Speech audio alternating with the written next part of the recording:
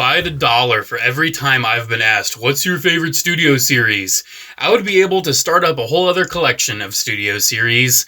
Yeah, I get asked a lot. So I decided I'm going to do some top 10 studio series videos. I'm going to separate it into 3 different videos. Our first one are my top 10 favorite Bayverse studio series. My next one's going to kind of be the catch-all, the rest. So like Bumblebee movie, Gamerverse, stuff like that, Rise of the Beasts, and then obviously I'm going to end it off with my top 10 Studio Series 86. I'm expecting a few in the mail. I haven't finished my Devi yet, so I'm kind of wanting to put that one off until I have a few more figures. But we are starting here with our Bayverse ones, and our honorable mention is Optimus Prime. So why is he an honorable mention? Well, because the only versions of this figure I like are the knockoffs.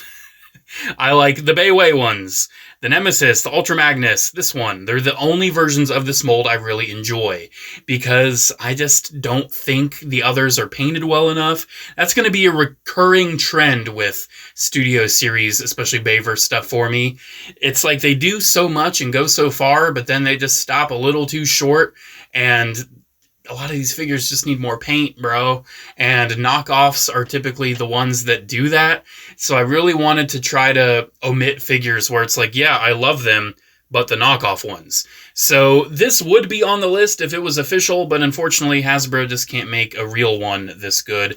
So Optimus here is going to be our honorable mention. Also, shout out to Bayway ROTF Megatron, because the official one is dull and gray and ugly, but the Bayway one is gorgeous. He would also be on here as well if the real one was painted silver. Starting off at number 10, we have Dark of the Moon Soundwave.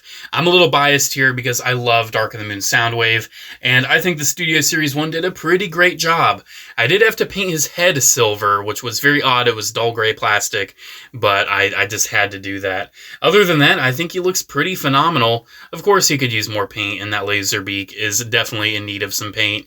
But hey, I love how they did the wheels by the shoulders. The proportions are great. I just overall think they did a great job on this one. I'm surprised we haven't seen like an oversized knockoff of it yet. I know there's some really great like third-party Dark of the Moon Soundwaves out there, but I really like this Soundwave. The reason why he's number 10 is because he was literally the last figure I thought of to add to this list. He was literally the last one. So he's number 10. There may be some recency bias for number 9. That's why I decided to put her a little lower. But the Widow figure, the concept art Widow, the KSI Widow, is just so cool to me. I love her design. I love her colors. I love the RID Viacon transformation. I did a YouTube short on this one, and it's so fantastic how they brought this transformation scheme back. This figure does a lot of really awesome stuff, and it's just what I love from, like, Bayverse figures.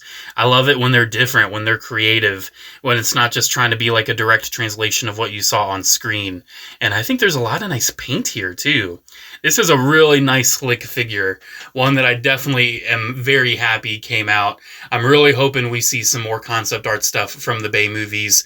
I can tell you, spoiler alert, if they ever do like a Commander class DevCon, he'd probably be number 1 for me. But until that day, this is my list. And KSI Widow, or I guess Widowmaker was her actual name. I guess they couldn't use that because of Overwatch or whatever. Yeah. Very nice, solid number 9. Number 8 goes to another deluxe, and he's not talking to anybody today. Yeah, it's Dino. It's Mirage.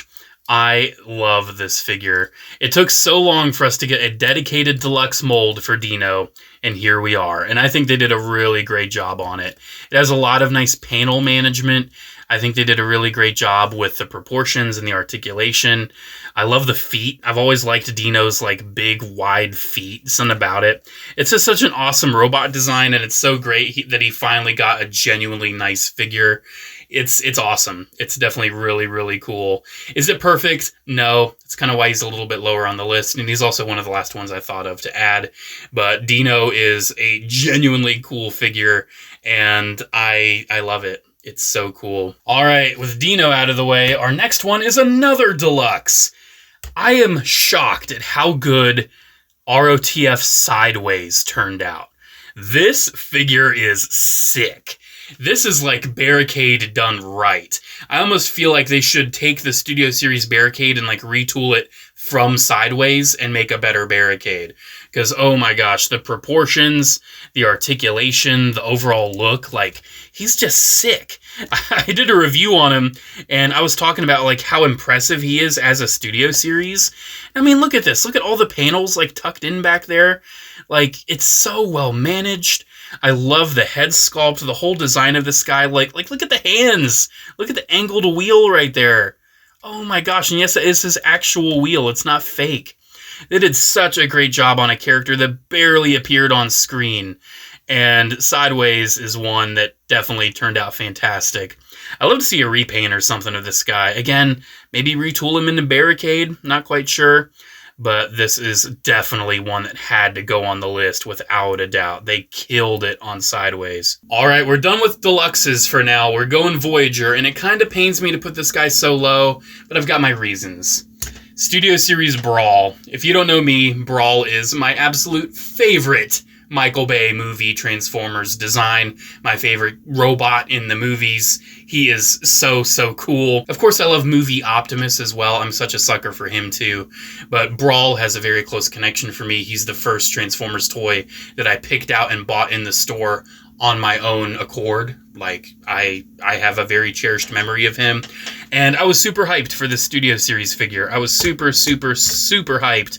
And when I got it, I really liked it. It's really nice. Has some nice articulation, has some nice look, some nice sculpt. But the reason why he's so low is because he is really shown up by the big, like, Black Mamba knockoff.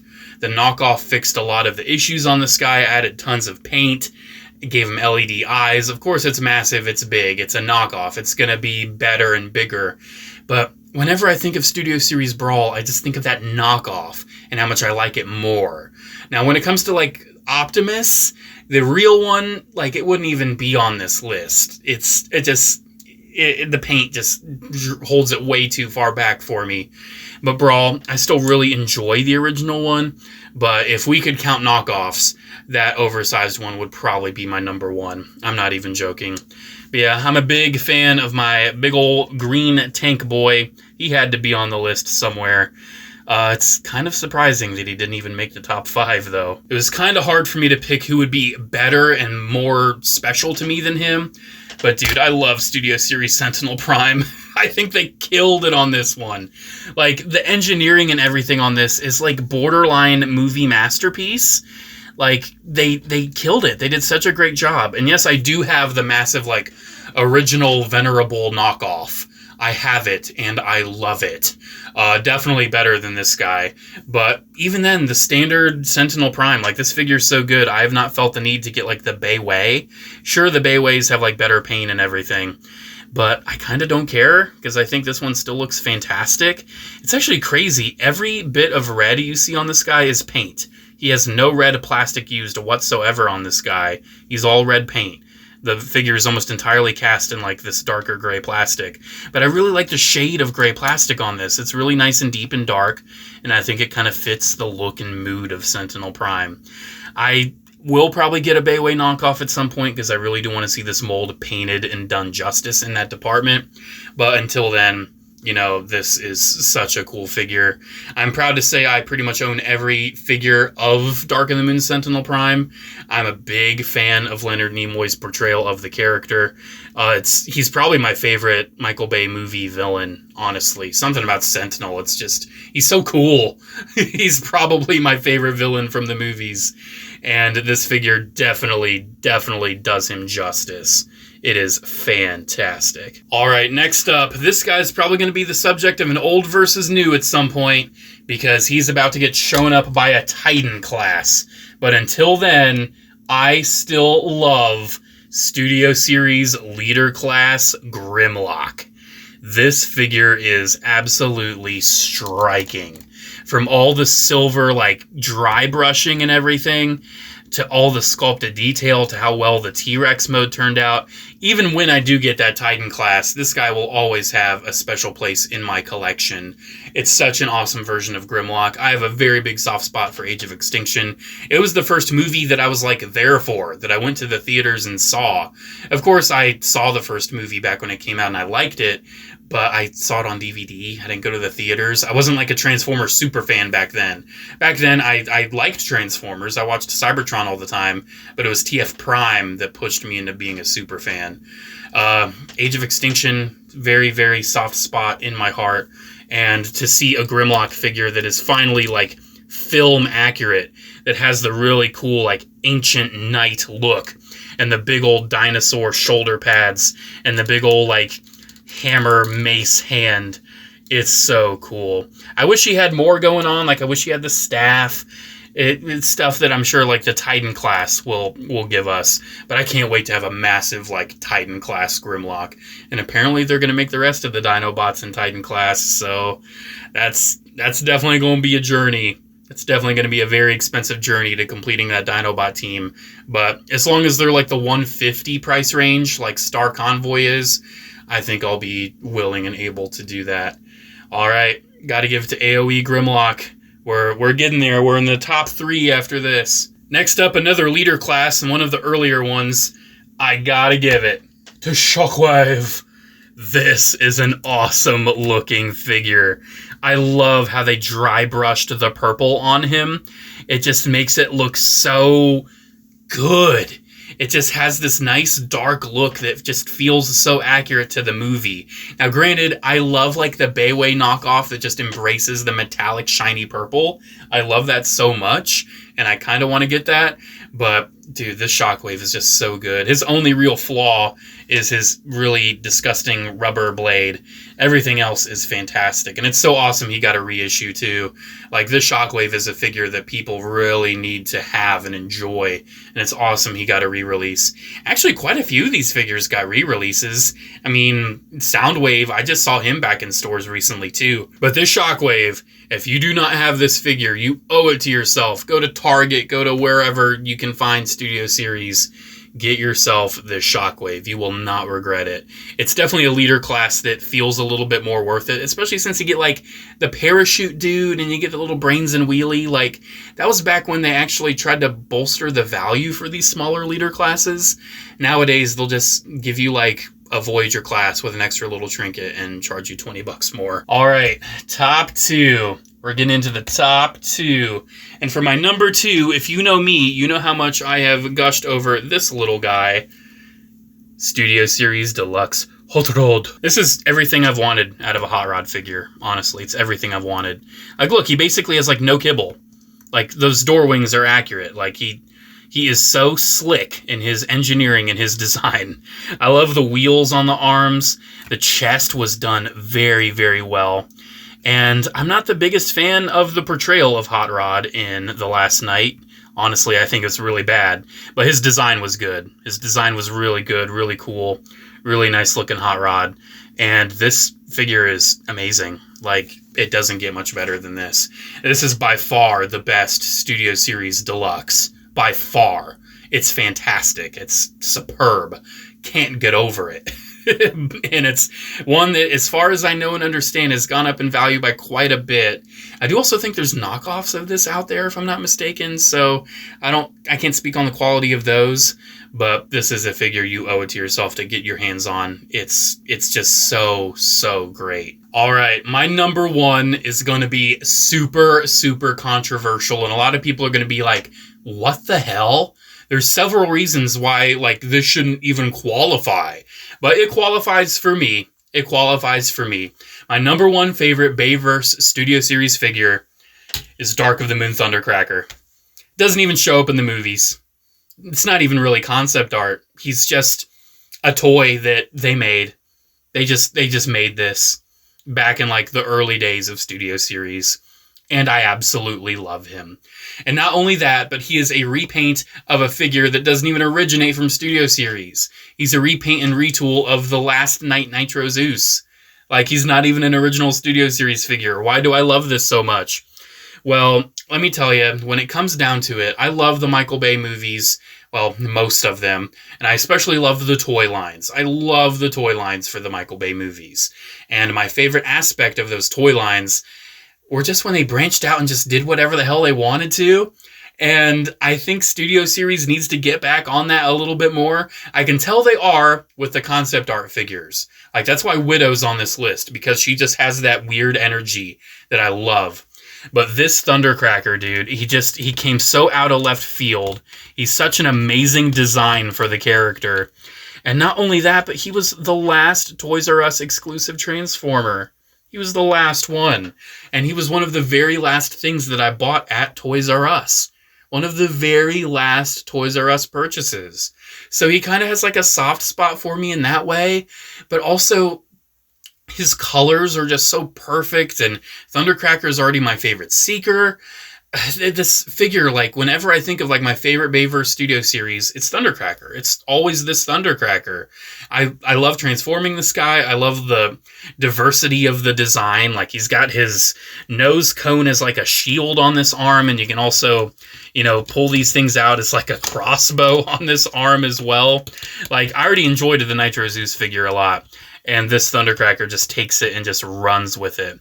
I love how you can have like these like turbine things on the back, or you can spread them out as the wings. It's just such a fun figure.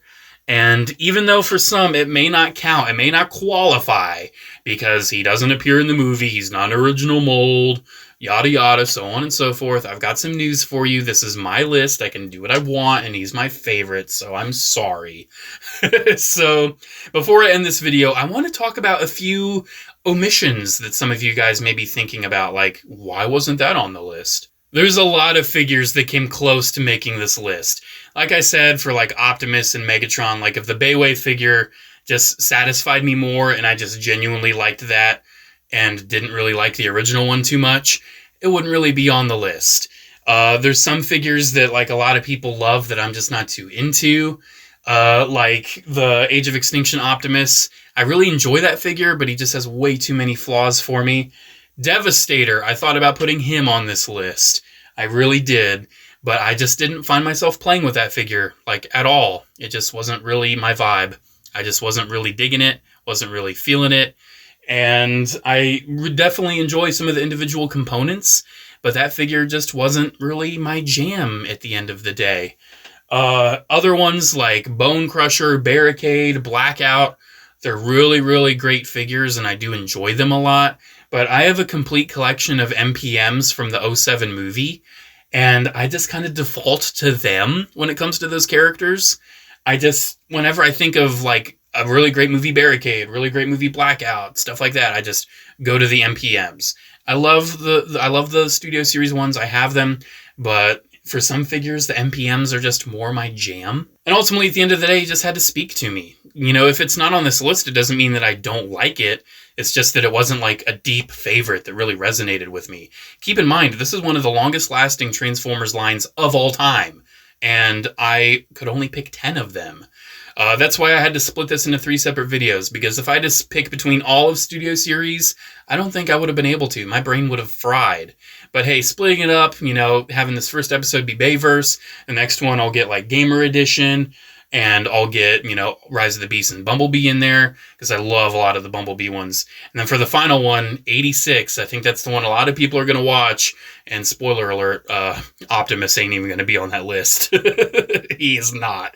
I am a hater of that. No, I'm not a hater. I'm just a very harsh critic of that Optimus, I guess. Alrighty, guys, here we go. I hope this satiated you for now. Here are my top 10 Studio Series figures. Episode 1, the Bayverse figures. I hope you guys enjoyed. Please comment below what you thought of my list and also your top 10 lists of Studio Series. If you don't have, like, just, you know, a massive collection and you just want to do top 10 Studio Series in general, feel free. I would just love to see your lists. Alrighty, guys, thank you so much for watching. Special shout out to channel members as always. Thank you all so much for your continued support. Have a great one, guys, and I'll see you in the next video. Bye.